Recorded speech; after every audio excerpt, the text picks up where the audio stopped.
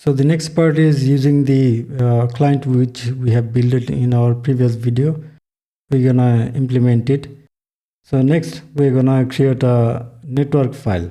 Here you can see I have created a group, and in this group I have declared three more groups: model, router, and service.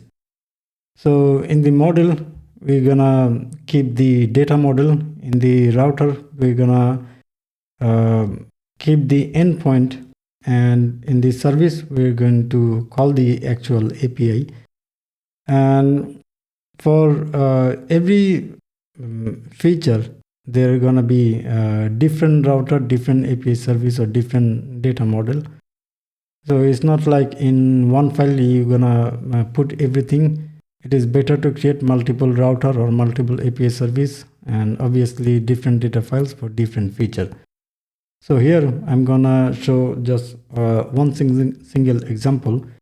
So as we have seen that this is the API we are going to use. This is an open source API, pokyapi.co, and I'm using this Pokemon API.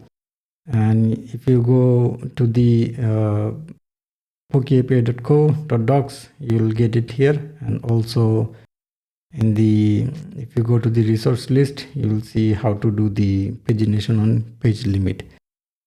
So if I put it here, you see this response, and if I show it in an organized way, you will see this is a simple error response, which consists an result array which have a name and URL.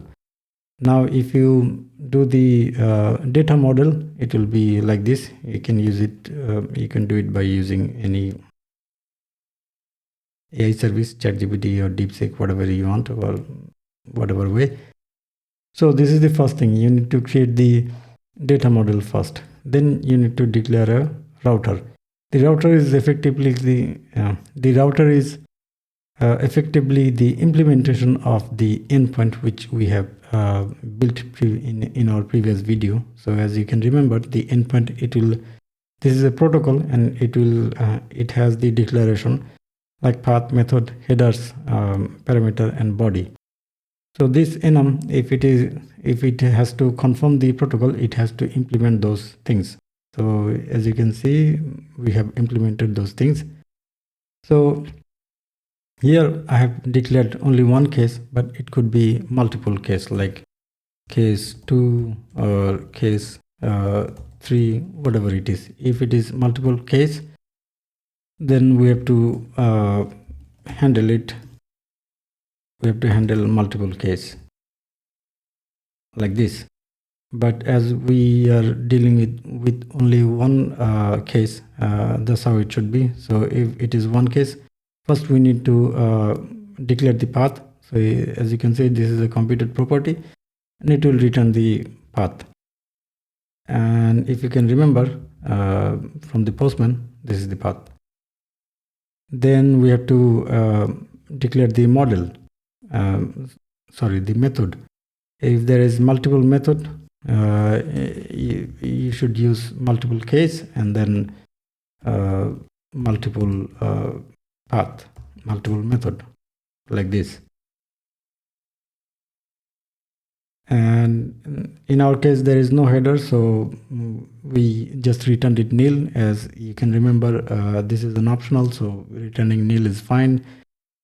But if there is a value, you should declare it like this. And as you can remember, the parameter is dictionary, string to any.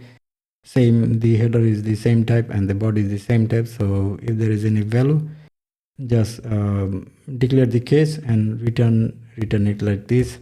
And if there is multiple case, you should return it like this. So that's how you declare an endpoint, create a router. A router is effectively a package which contains everything you need to call an API: the path, the method, the header, parameter, body, whatever it is. And also in the header, if you want, you can pass the authentication token. So most of the app, they needs an authentication token to call the API, so you can do it here. Or if you want, you can in your HTTP client, you can create another function. You can call it auth request, and then you can add the header in this auth request, and then create call the API with the auth request function. I'll show you in a bit.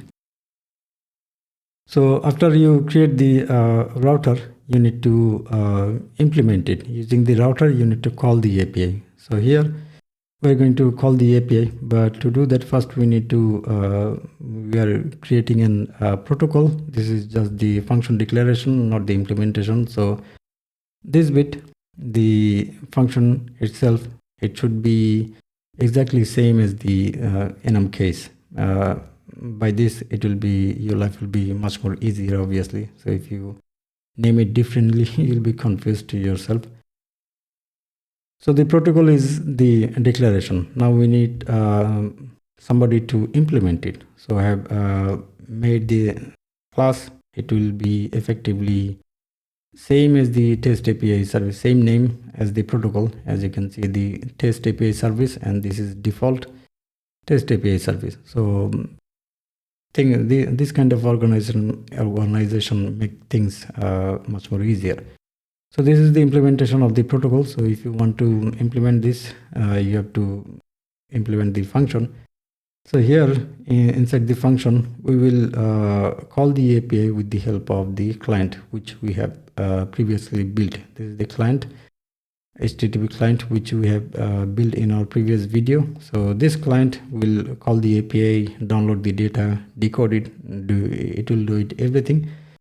In this API service, we will just call the API with the help of the client. So we just first need to declare the client in our init method, and then with the help of the client, we will request the API. But first, we need to declare the router, which is a package which contains everything which we need to call an API, the method, parameter, path, everything. So, but also, as you can, if you can remember, the router is an endpoint.